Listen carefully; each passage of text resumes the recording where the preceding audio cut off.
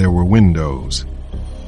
Seeing the red dot on his body, I knew Fowler was dead, and his ex-wife, his children, and Dr. Nicholson had a chance to live. Fowler saw the dot on his chest and knew it too. Call it something in my DNA, I don't know, but I couldn't watch this man get shot down on Christmas morning. I launched myself at him, wrapped him up, gun and all, and drove him hard to the floor. A rifle shot. Glass broke in a kitchen window. The picture of Fowler's family shattered as a bullet passed through it and into the wall. I threw a forearm against the back of Fowler's head, bouncing his face off the hardwood floor, and then ripped the gun from his hands. I got up fast and put my boot on his neck, the muzzle of my gun against his temple. "Henry Fowler, you're under arrest." By the time I finished reading him his rights, the front door was rammed open, and newsmen were breaking through the door between the porch and the kitchen.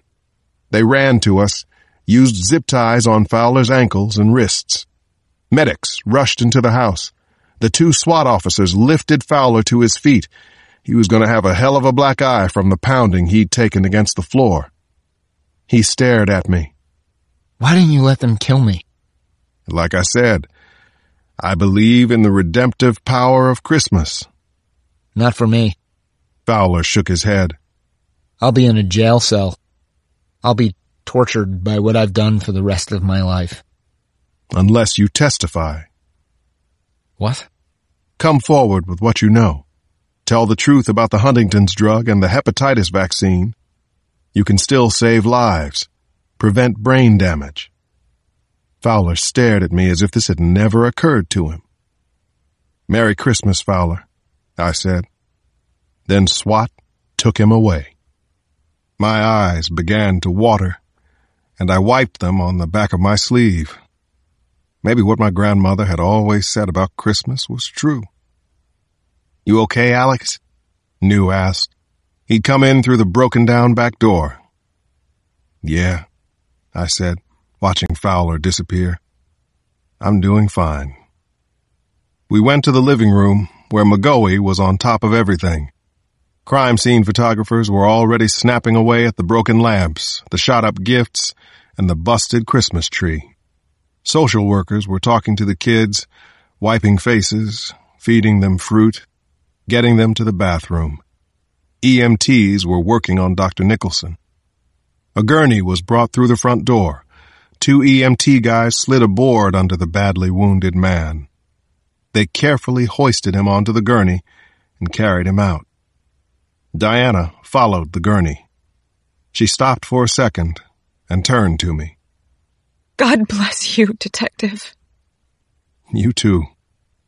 Take care of your husband, your kids," I told her.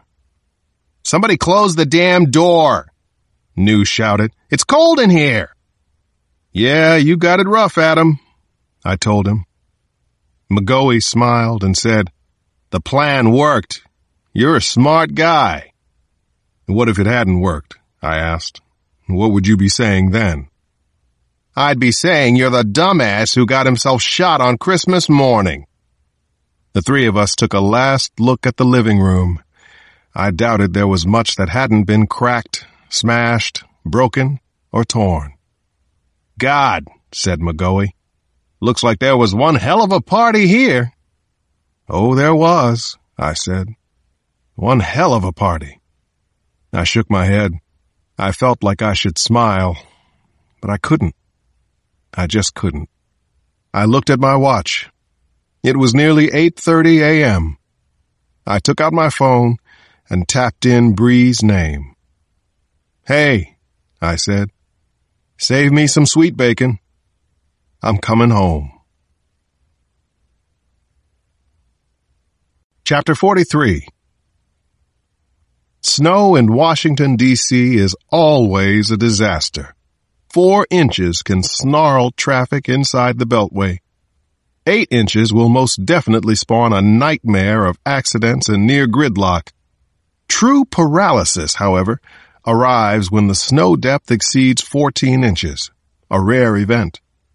Between 10 o'clock on Christmas Eve and 10 the following evening, nearly 23 inches of snow would blanket the city. It shut down the airport.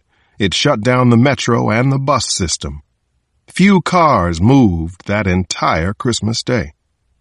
At around 9 on that Christmas morning, there was only 14 inches of snow to deal with, but I still couldn't get my car to move. I had to have a Metro Patrol unit bring me home. The officer and I had to get out twice to push the stuck cruiser from a drift over on Constitution Avenue. I'd given New back his extra boots, and my shoes got soaked and my toes were numb when I reached our home on 5th Street. Needless to say, when my family heard the front door open, almost everybody rushed over to kiss me and hug me and wish me Merry Christmas. I held Bree tight, said, "This is the best present I could ever get." But Nana remained seated in her chair, her little throne. My, she finally said. "Is that my grandson over there? Must be a real special occasion that's got him visiting. Oh, I guess it's Christmas." I walked to her chair and lifted her up. We stood with our arms around each other, and I never would have imagined a woman that size could have so much strength. She nearly squeezed the air right out of me. "I just made you some sweet bacon," she said. "Sweet bacon and a nap sounds just about perfect," I said. Chapter 44. Even Nana Mama decided that spending Christmas Eve convincing a crazy man not to kill his family was enough of a reason for me to be excused from attending 11 o'clock Mass. Bree tucked me in, and I slept like a dead man for 4 hours, up until I heard Damon cheering downstairs. He'd become a big hockey fan at prep school and was watching a television broadcast of a game being played at a rink set up inside Fenway Park. I came downstairs groggily, smelled turkey roasting, and looked at the television. Snowing in Boston, too. "It's snowing everywhere," Janny said. "They say it won't stop here until, tonight. Kind of a waste if you ask me." "Why is that?" "If it was 2 weeks from now, they'd call off school." "The reporters say you saved a guy's life last night," Damon said. "Maybe 2 guys' lives," I replied. "That's pretty cool. A gift if you think about it." I spent the rest of the afternoon eating too many cookies, watching the game, holding Bree whenever I could, and listening to my grandmother tell stories about Christmases past while she made yams with little marshmallows and Brussels sprouts with leftover bits of sweet bacon and a pecan pie that I almost risked my fingers to taste. "Stay away from that now," Nana kept saying and swatting at my hand. I taught Damon to carve the turkey when it came out of the oven around 5. I carried that platter. Everyone else brought in his or her favorite dish. Damon had the marshmallow yams. Bree had whipped potatoes. Ava brought the cranberry sauce.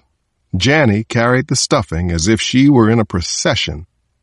And, just like every year, someone had to be asked to bring in the Brussels sprouts. That would be me. We sat at the table with cloth napkins, good china, a little crystal for the Christmas wine. "Alex," Nana said. That was my signal to say grace. We held hands with one another. Bree held mine so tight that I thought she might never let go. Then I spoke. "Let us thank the Lord for this meal, and also for our health and happiness, and for being a good family gathered together like this on Christmas Day." I paused and then said, "Now let us silently give our own personal thanks." "I'm glad my dad is home," Damon said, and we all smiled. "Me too," I said. Then the room went completely silent. The seconds passed. I had a lot to be thankful for. The safety of my family, my own survival, the joy of The prayerful silence was broken by Ava. "I'm hungry. Doesn't the Lord know it's Christmas?" We all laughed, and then the bowls and platters of food were passed around. And just as we started to dig in, my cell phone rang. Chapter 45. Before the phone jangled, everyone had been happy, thrilled to have me home at last, safe and sound. Now every face fell. Nana shook a butter knife at me. "Don't you dare answer that, Alex! Don't you dare!" Though everyone had been fine once I got home, I knew the hostage situation had taken its toll. Not only had I been in danger, but I had missed our family traditions. I had not been home to sing carols and put the kids to bed on Christmas Eve. I had not been up at dawn with Nana Mama to stuff the stockings. I had not been there to watch my children open their presents, and I had not been around to help make sweet bacon. I glanced at the caller ID, smiled, and said, "It's Ali." My 6-year-old son was with his mother, Christine, for the holiday. Everyone's shoulders relaxed. Bree grinned, got up, and said, "I'll warm that pie." "Merry Christmas," I said as I picked up the phone. "God bless us, everyone," Ali cried. "Watching Scrooge?" I asked. "Last night," Ali said.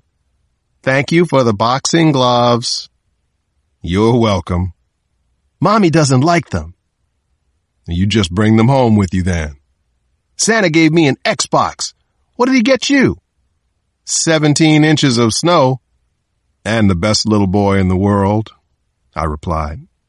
He laughed and boasted, "I went sledding in the park." "Fun?" "We built a jump."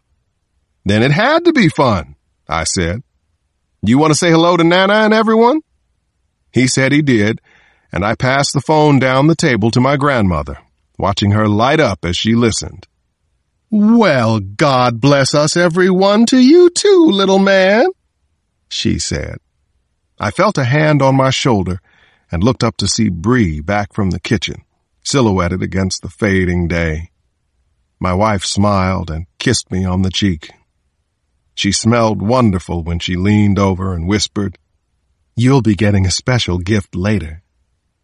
I smiled and squeezed her hand, feeling that, for at least a little while, nothing could possibly wreck our well-deserved celebration. Chapter 46. At 5:19 that Christmas afternoon, a woman carrying a U.S. passport that identified her as Julia Aziz of Philadelphia tipped the Diamond cab driver extremely well for bringing her all the way from Arlington, Virginia, to D.C. in the horrible weather. Then she got out of the taxi at the Massachusetts Avenue entrance to Union Station, north of Capitol Hill. Aziz shivered in the frigid wind and stepped into deep snow that workers were struggling to clear. The light was fading, but for the moment she kept her sunglasses on as she lugged a large, heavy shopping bag from Macy's toward the station door. A small, fit, and exotically attractive woman with burnished copper skin, Aziz wore a dark wool coat, gray cashmere scarf, dark wool slacks, and a ribbed turtleneck sweater.